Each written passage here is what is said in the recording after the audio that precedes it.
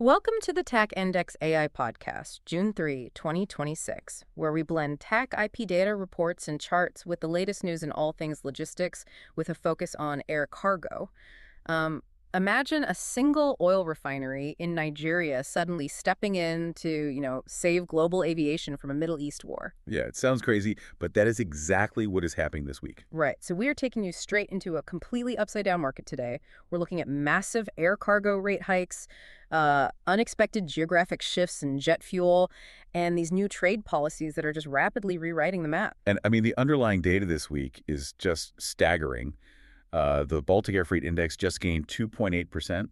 Oh, wow. In 1 week. Yeah, in 1 week, which puts it 32.7% ahead year over year. Okay, let's unpack this because shippers are aggressively locking in peak season capacity right now. But this doesn't really look like standard early prep. It's almost like buying holiday gifts in July just to ensure they actually arrive. Are they just panicking, or is there a hard mechanical reason for this scramble? What's fascinating here is the precise mechanism driving this rush. They aren't just panicking. They are racing the clock on the EU's new de minimis rules. Ah, right, the small package rule. Exactly. Soon, the EU is completely removing that €150 tax exemption for small packages. And that doesn't just mean more taxes. It means, well, millions of incoming parcels will suddenly require full customs processing. Wow. So they're trying to beat a bureaucratic bottleneck, not just meet consumer demand. Right. That administrative delay is the true bottleneck. Shippers are terrified of getting caught in that gridlock, so they are front-loading freight into Europe right now. I mean, that completely explains the bizarre hub volatility we saw in the data, because outbound rates at London Heathrow surged 31.6% this week. Well, Frankfurt actually dropped 8.8%. Right. Because e-commerce freighters are actively prioritizing UK flight slots over the EU to just completely bypass those incoming customs delays on the continent.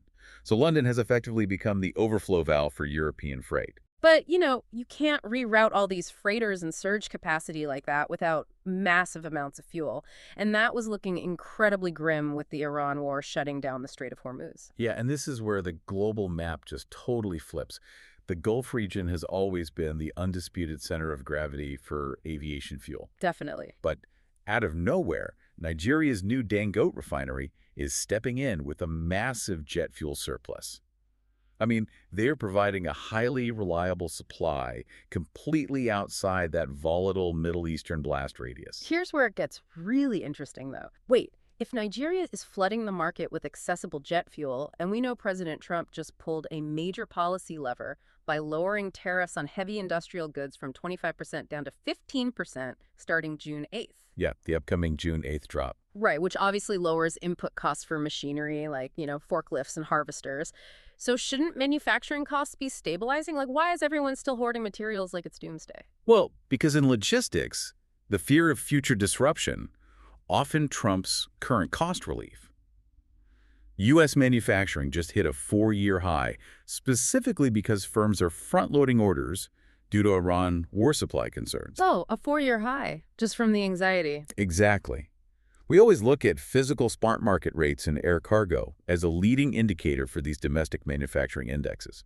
So this massive surge in air freight isn't about immediate consumer demand, it's about firms building a massive buffer. So even with cheaper tariffs on equipment and a new jet fuel source, there's still stockpiling. Right. The underlying anxiety from the Iran conflict has manufacturers hoarding components while the supply chains are, still actually functioning. So what does this all mean for you listening? The data tells us we aren't just looking at isolated price spikes.